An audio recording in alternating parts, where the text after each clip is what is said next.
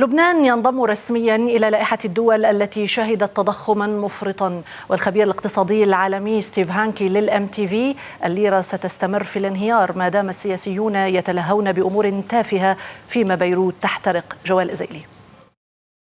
لبنان دخل التاريخ، لكن للأسف الشديد ليس بفضل إنجاز سار، إنما عن طريق الانهيار. إذ بات أمس البلد الأول في الشرق الأوسط و62 في العالم على لائحة الدول التي شهدت تضخما مفرطا. مدير معهد الاقتصاد التطبيقي في جونز هوبكنز ستيف هانكي، المصنف رابع خبير اقتصادي ذي تأثير في العالم، هو من أعلن هذا الخبر على تويتر. ينضم إلينا الآن عبر سكايب. Professor Hanke, your tweet is very sad for Lebanon. What should we expect now? What does it mean? The tweet is sad for me in particular.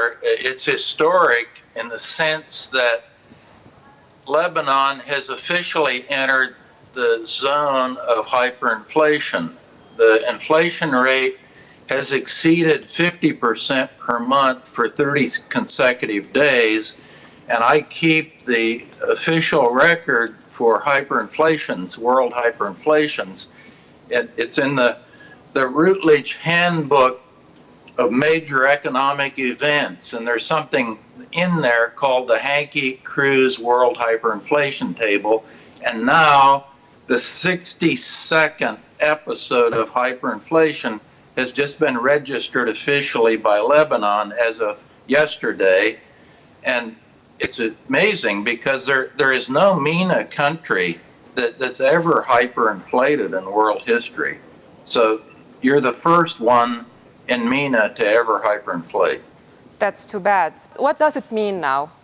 I measure inflation very accurately, and I do that with high frequency data every single day, but I do not forecast inflation in high inflation countries, and the reason for that is that you can't do it. It's impossible. But everything is collapsing around us. Do you expect a darker scenario?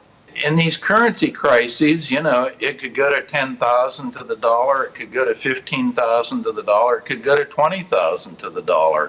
I mean, I've seen many crises that have spun out of control like that.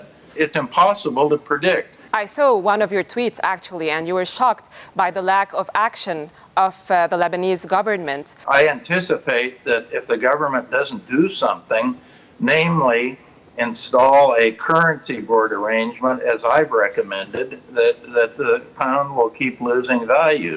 And if that happens, the inflation will continue raging away. But we'll see. I mean, they haven't indicated that they're even thinking about anything. I don't know what they're thinking about, honestly. They literally are fiddling while Beirut burns. The inflation rate yesterday was 462%, the annual inflation rate. So the inflation of the 80s was nothing compared to now? The crisis is much worse than it was even during the Civil War. So if you have one word to say to the government regarding the IMF negotiations, what would you tell them? The government of Lebanon should propose exactly what we did in Bulgaria in 1997. They should propose a currency board as the centerpiece for any reform plan. That has to be step one. You are in a currency crisis. You have to solve the currency crisis first. You have to get stability first. And if you do that, the IMF will agree, just like they did in Bulgaria. The minute Bulgaria said we want to do a currency board, the IMF said fine, and they supported it, and everything was fixed almost immediately. Thank you, Professor. حالة النكران لا تؤدي إلى نتيجة. لبنان دخل دوامة الموت، فهل من خلاص له ولنا جميعا؟